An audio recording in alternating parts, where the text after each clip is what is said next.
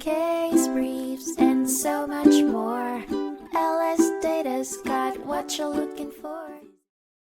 Francis H. Azur found himself at the center of a legal confrontation with Chase Bank USA. Over 7 years, Azur's personal assistant, using his Chase credit card, allegedly defrauded him of more than $1 million.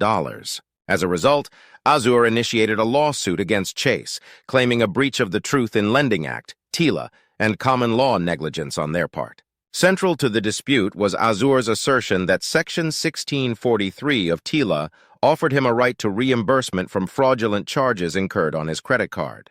However, as the legal drama unfolded, Azur would find this path not as straightforward as he had hoped. Initially, Azur's charges were tackled from 2 fronts at the district court. On one end, whether Section 1643 provides the cardholder with a right to reimbursement was questioned. Meanwhile, Chase argued that Azur's Section 1643 and 1666 claims were nullified due to his personal assistant's apparent authority to use the credit card. Lastly, Azur's negligence claim was examined to see if it was blocked by the so-called Pennsylvania's economic loss doctrine.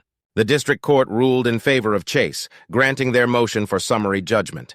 Undeterred, Azur appealed the decision, leading the case to the Court of Appeals. Upon closer examination, however, the Court of Appeals found merit in Chase's arguments. It agreed that Section 1643 does not provide the cardholder with a right to a refund, but merely limits the liability of the card issuer. Furthermore, it affirmed the district court's decision on the grounds that Azur failed to provide a timely written notification specifying the charges he disputed, thereby nullifying his Section 1666 claim.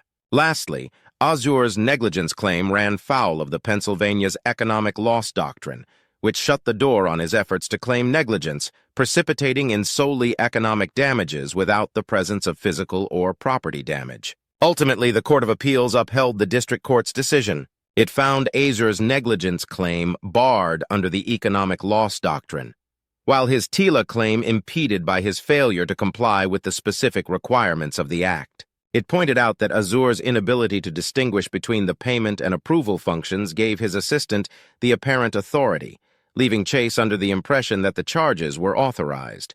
The court also noted that the public policy concerns and the extra burden on excavators against facility breaches did not justify expanding the built right exception. In the end, Azur's legal battle against Chase ended in a defeat. The court found his negligence claim, among others, barred by the economic loss doctrine, and his arguments found to be irrelevant. The decision held TILA not entitling the cardholder to reimbursement, Azur being responsible for granting apparent authority to his assistant to use his card, and the state law making it infeasible for Azur to stake a valid claim on negligence. Case briefs, and so much more. LSData's got what you're looking for. Visit lsd.law, elevate your mind. Leave the stress of class.